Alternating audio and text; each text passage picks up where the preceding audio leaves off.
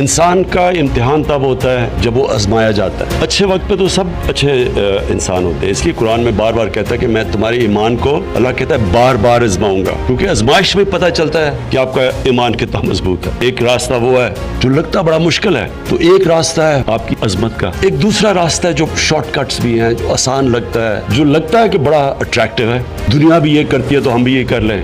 आपको सारा वक्त टेम्पटेशन होगी कि जी ये तो दुनिया का रास्ता है, आप ज़मीनी हकाइक नहीं जानते, लेकिन वो इंसान की तबाही का रास्ता है, इंसान के पोटेंशियल की तबाही का रास्ता है। तो हमेशा आपको फैसले करने पड़ेंगे इन दो में।